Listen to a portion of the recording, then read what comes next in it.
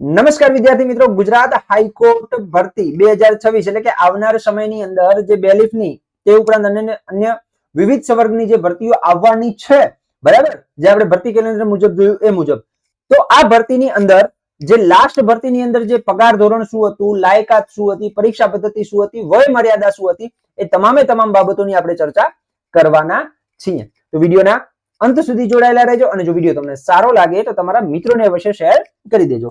એ પહેલા જો તમે આપણું ઇન્સ્ટાગ્રામ એકાઉન્ટ ફોલો નથી કર્યું તો ઇન્સ્ટાગ્રામ એકાઉન્ટને ફોલો કરી લેજો. વિડીયોના ડિસ્ક્રિપ્શન બોક્સની અંદર તમને એની લિંક આપેલી છે, ત્યાં જઈને તમે આપણું ઇન્સ્ટાગ્રામ એકાઉન્ટ છે એને ફોલો કરી શકો છો. ત્યાં હું તમને આવી જ ભરતીની અપડેટ જે છે હું તમને ત્યાં આપતો રહું છું. સાથે સાથે ગુજરાત હાઈકોર્ટની ભરતી માટેની અપડેટ માટે એક આપણું વોટ્સએપ ગ્રુપ પણ છે, જેની લિંક પણ તમને ડિસ્ક્રિપ્શન બોક્સની અંદર મળી જશે. ત્યાં પણ તમે જોઈન થઈ શકો છો. તો બંને જગ્યાની લિંક જે છે તમને વોટ્સએપ અને ઇન્સ્ટાગ્રામની લિંક જે છે તે ડિસ્ક્રિપ્શન બોક્સની અંદર મળી જશે, ત્યાં જઈને તમે જે છે જોડાઈ શકો છો.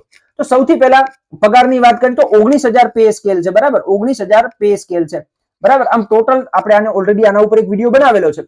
ટોટલ તમારા હાથમાં કેટલા આવે છે તો કે 37,532 રૂપિયા જે છે. હજી આમાં છે એ જિલ્લા કોર્ટ, જે જિલ્લા કોર્ટ હોય ને તમારી, એના આધારિત 1,000 વધઘટ હોય છે, બરાબર, 1,000 વધઘટ હોય છે, બરાબર. તો આ 37,000 પગાર છે.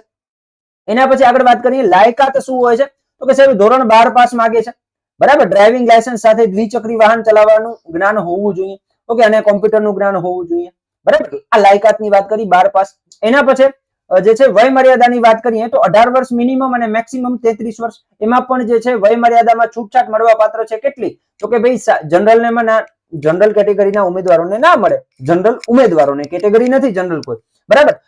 અનુસૂચિત જનજાતિ, અનુસૂચિત જાતિ, સામાજિક શૈક્ષણિક રીતે પછાત વર્ગ અને અન્ય અનામત વર્ગ, બરાબર, જે આર્થિક નબળા વર્ગ, બરાબર, એવો શબ્દ વાપરે. 5 વર્ષ જે છે એમને છૂટછાટ મળતી હોય છે. એટલે કે અહીંયા તમે 33 પ્લસ 5 વર્ષ કરી શકો. 33 પ્લસ 5 વર્ષ એટલે 38 વર્ષ સુધી બેલીફમાં ફોર્મ ભરી શકાય, બરાબર. મહિલા ઉમેદવારોને 5 વર્ષની છૂટછાટ મળતી હોય છે અને ડિફરન્ટલી એબલ્ડ એટલે કે પીએચ જે છે એમને 10 વર્ષની છૂટછાટ મળતી હોય છે. ઓકે, ચલો એનાથી આગળ વાત કરીએ પરીક્ષા ફી શું હોય છે તો કે પરીક્ષા ફી જે છે એ સામાન્ય ઉમેદવારો માટે, જે સામાન્ય એટલે કે જનરલ ઉમેદવારો છે એમના માટે કેટલી હોય છે તો કે સાહેબ એમના માટે જે છે એ 1,500 રૂપિયા જે છે એ ફી હોય છે. કેટલી હોય છે? 1,500 રૂપિયા પ્લસ બેંક ચાર્જ હોય છે. અને જે રિઝર્વેશન કેટેગરીના ઉમેદવારો છે એમના માટે 750 રૂપિયા પ્લસ બેંક ચાર્જ જે છે એ એની ફી હોય છે. ઓકે, એના પછી આગળ વાત કરીએ તો ભાઈ પરીક્ષા પદ્ધતિ શું હોય છે તો કે પરીક્ષા બે જે છે ફોર્મેટમાં હોય છે. પ્રથમ પરીક્ષા છે એ હેતુલક્ષી એટલે કે એમસીક્યુ બેઝની હોય છે, બરાબર. બંને પરીક્ષાની અંદર હવે એમસીક્યુ બેઝની થઈ ગઈ છે, બરાબર. પ્રિલિમ્સ અને મુખ્ય પરીક્ષા જે છે, મુખ્ય પરીક્ષા, આ મુખ્ય પરીક્ષા પણ એમસીક્યુ થઈ ગઈ છે. કઈ થઈ ગઈ છે? એમસીક્યુ બેઝ થઈ ગઈ છે, બરાબર. મુખ્ય પરીક્ષાની અંદર શું હોય છે તો કે સાહેબ મુખ્ય પરીક્ષા છે એ 100 ગુણની હોય છે, બરાબર. અને તમને એની અંદર કેટલો સમય મળે છે? અહીંયા 2 કલાકનો સમય મળે છે. કેટલો? 2 કલાકનો સમય મળે છે, બરાબર. અને 0.33 નેગેટિવ માર્કિંગ જે પ્રાથમિક કસોટીમાં છે એનો એ સેમ અહીંયા કને જે છે એ લાગુ પડે છે.